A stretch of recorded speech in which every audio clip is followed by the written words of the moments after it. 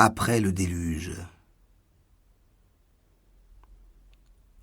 Aussitôt que l'idée du déluge se fut assise, un lièvre s'arrêta dans les sainfoins et les clochettes mouvantes et dit sa prière à l'arc-en-ciel à travers la toile de l'araignée. Oh, les pierres précieuses qui se cachaient, les fleurs qui regardaient déjà. Dans la grande rue sale, les étals se dressèrent, et l'on tira les barques vers la mer étagée là-haut, comme sur les gravures. Le sang coula, chez Barbe-Bleue, aux abattoirs, dans les cirques, où le sceau de Dieu blêmit les fenêtres, le sang et le lait coulèrent. Les castors battirent, les mazagrans fumèrent dans les estaminets.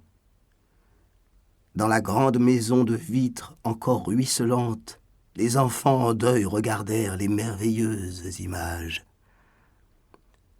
Une porte claqua, et sur la place du hameau, l'enfant tourna ses bras, comprit des girouettes et des coqs des clochers de partout, sous l'éclatante giboulée. Madame établit un piano dans les Alpes. La messe et les premières communions se célébrèrent aux 100 000 autels de la cathédrale. Les caravanes partirent, et le splendide hôtel fut bâti dans le chaos de glace et de nuit du pôle. Depuis lors, la lune entendit les chacals piolant par les déserts de thym, et les églogues en sabots grognant dans le verger. Puis, dans la futaie violette, bourgeonnante, Eucharis me dit que c'était le printemps. Sourd, étang, écume roule sur le pont et par-dessus les bois, drap noir et orgue, éclairs et tonnerres, montés et roulés, eau et tristesse, monter et relever les déluges. Car depuis qu'ils se sont dissipés, oh, les pierres précieuses s'enfouissant et les fleurs ouvertes, c'est un ennui.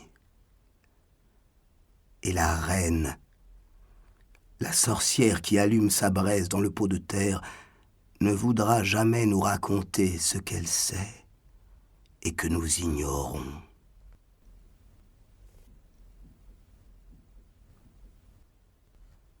Enfance. Cette idole, yeux noirs et crins jaunes, sans parents ni cour, plus noble que la fable, mexicaine et flamande. Son domaine, azur et verdure insolent, court sur des plages nommées par des vagues sans vaisseau, de noms férocement grecs, slaves, celtiques. À la lisière de la forêt, les fleurs de rêve teintent, éclatent, éclairent. La fille à lèvres d'orange, les genoux croisés dans le clair déluge qui sourd des prés, nudité combre, traverse et habille les arcs en ciel, la flore, la mer. Dame qui tournoie sur les terrasses voisines de la mer, enfante et géante, superbe noire dans la mousse vert de gris, bijoux debout sur le sol gras des bosquets et des jardinets dégelés, jeune mère et grande sœur au regard plein de pèlerinage, sultane, princesse de démarche et de costumes tyranniques, petites étrangères et personnes doucement malheureuses. Quel ennui, l'heure du cher corps et cher cœur.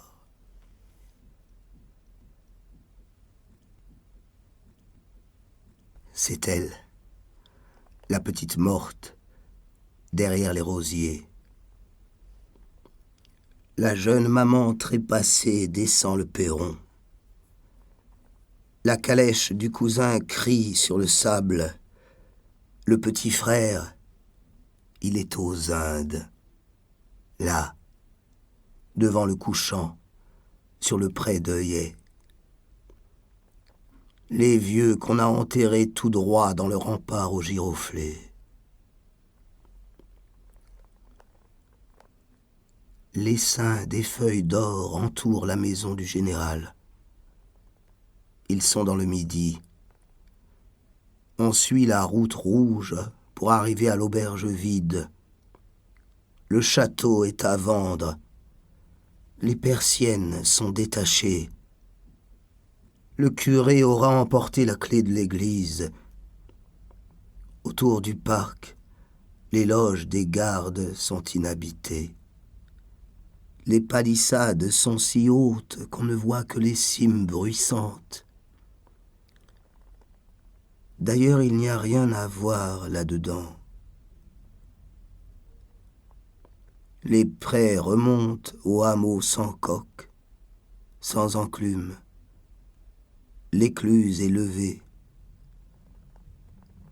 Oh, les calvaires et les moulins du désert, les îles et les meules.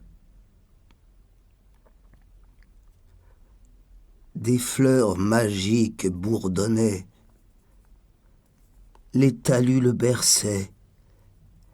Des bêtes d'une élégance fabuleuse circulaient. Les nuées s'amassaient sur la haute mer faite d'une éternité de chaudes larmes.